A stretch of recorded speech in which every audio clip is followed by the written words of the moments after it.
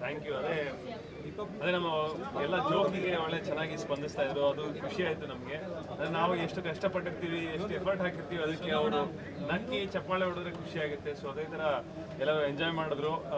So ನೋಡೋಣ ಮುಂದೆ ಹೇಗೆ ಜನ ಇನ್ನು ಈ ಸಿನಿಮಾನ ರಿಸೀವ್ ಮಾಡ್ತಾರೆ ಅಂತ.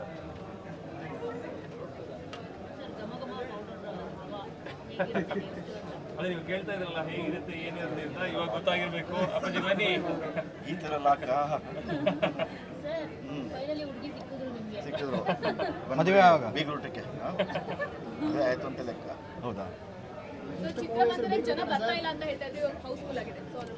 ಅದೇ ಸಂತೋಷ. ಇವಾಗ ಅದೊಂದು ಅಲೆ ಎದ್ದಿದೆ, ಆ ಅಲೆಯಲ್ಲಿ ನಾವು ಎಲ್ಲ ಮಾಡ್ತಾ ಇದೀವಿ. ಸರ್, ಮೊದಲೆಲ್ಲ ಕನ್ನಡ ಸಿನಿಮಾ ಥಿಯೇಟರ್ ಜನ ಬಂದು ನೋಡ್ತಾ ಇಲ್ಲ ಅಂತ ಇರ್ತಿದ್ರು. ಇವಾಗ ತುಂಬಾ ಜನ ಒಳ್ಳೆ ಸಿನಿಮಾ ಕೊಡ್ತಾ ಇದ್ದೀರಾ. ಹಾಗಾಗಿ ತುಂಬಾ ಜನ ಈಗ ಹೌಸ್ಫುಲ್ ಆಗಿ ಓಡ್ತದೆ ಎಲ್ಲ. ಕೃಷ್ಣ ಪ್ರೇಮ್ ಸಖಿ ಇರ್ಬೋದು, ದುನೇಜಿ ಅವ್ರದ್ದು ಭೀಮಾ ಇರ್ಬೋದು, ನಮ್ಮ ಪೌಡ್ರ್ ಇರ್ಬೋದು. ಇವಾಗ ಇತ್ತೀಚೆಗೆ ಇವತ್ತು ಬೆಳಗ್ಗೆ ಜನ ನೋಡಿದ್ರೆ ತುಂಬಾ ಕ್ರೌಡು. ಬೆಳಗ್ಗೆ ಎಷ್ಟು ಜನ ಇದ್ರ ಬಗ್ಗೆ ಏನು ಅನ್ಸುತ್ತೆ ಸರ್? ಇಲ್ಲ, ತುಂಬಾ ಖುಷಿ ಆಗುತ್ತೆ. ಎಲ್ಲರೂ ಇದೇ ಕಂಪ್ಲೇಂಟ್ ಇತ್ತು, ಹೋದ ತಿಂಗಳೆಲ್ಲ ಯಾರು ಬರ್ತಾ ಇಲ್ಲ ಅದು ಇದು ಅಂತೆಲ್ಲ ಇತ್ತು. ಇವಾಗ ಖುಷಿ ಆಗ್ತಾ ಇದೆ. ಇನ್ನು ಮುಂದೆ ಬರೋ ಸಿನಿಮಾನು ಎಲ್ಲ ಚೆನ್ನಾಗಿ ಓಡಲಿ. ಲಾಫಿಂಗ್ ಬುದ್ಧ ಬರ್ತಾ ಇದೆ, ಪೆಪ್ಪೆ ಬರ್ತಾ ಇದೆ.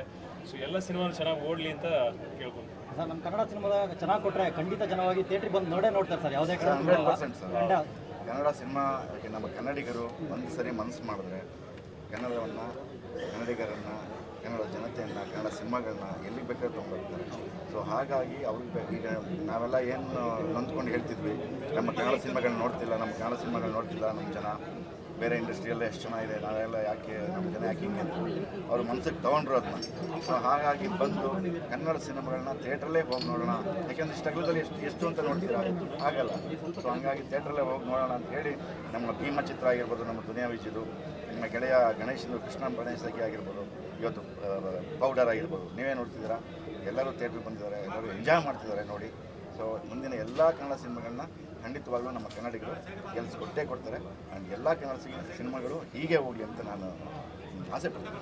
ಸರ್, ಇನ್ನು ನೀವು ಸ್ವಲ್ಪ ನಗ್ಸಿದ್ ಸಾಕು ಅಂತಿದ್ದಾರೆ ಜನ. ಅಂದರೆ ಇನ್ನೂ ಸ್ವಲ್ಪ ನಮ್ಮ ಸೀರಿಯಸ್ ಆಗಿ ಏನಾದ್ರು ಬೇರೆ ಥರ ಬನ್ನಿ ಅಂತ ಹೇಳ್ತಿದ್ದಾರೆ. ಮುಂದೆ ಯಾವ ಥರ ನಗ್ಸಿದ್ರೆ ಹಿಂಗೆ ಕೇಳ್ತೀರಾ, ಹಂಗೆ ಕೇಳ್ತೀರಾ, ಇದು ಯಾವ ಲೆಕ್ಕ? ಬ್ಯಾಕ್ ಟು ಬ್ಯಾಕ್ ನಗ್ಸಿದ್ದಾರೆ ಸರ್. ನಾನು ನೆಕ್ಸ್ಟ್ ಲಾಫಿಂಗ್ ಬುದ್ಧದಲ್ಲೂ ಆ್ಯಕ್ಟ್ ಮಾಡಿದ್ದೀನಿ, ಅದನ್ನ ಬಂದು ನೋಡಿ. ಮುಂದಿನ ವಾರನೇ ರಿಲೀಸ್ ಲಾಫಿಂಗ್ ಹೆಸರೇ ಲಾಫಿಂಗ್ ಬುದ್ಧ. ಥಿಯೇಟರ್ ವಿಸಿಟ್ ಹೋಗ್ತೀರಾ? ಥಿಯೇಟರ್ ವಿಸಿಟ್ಗೆ ಹೋಗ್ತೀವಿ ಎಲ್ಲರೂ. ಈಗ ಅವರು KRG ಅವ್ರು ಏನೇನು ಡಿಸೈಡ್ ಮಾಡ್ತಾರೆ ಎಲ್ಲೆಲ್ಲಿ ಹೋಗೋದು ಅಂತ ಅಲ್ಲೆಲ್ಲ ಹೋಗ್ತೀವಿ. ಪಾರ್ಟ್ 2 ಯಾವಾಗ? ಭಾಗ 1 ಈಗ, ಭಾಗ 2 ಆಮೇಲೆ. ಓಕೆ ಸರ್, ನಿಮ್ದೆಲ್ಲ ಮೈಕ್ ತೊಗೊಳ್ಳಿ. Thanks. Good night. Thank you sir. Thank you.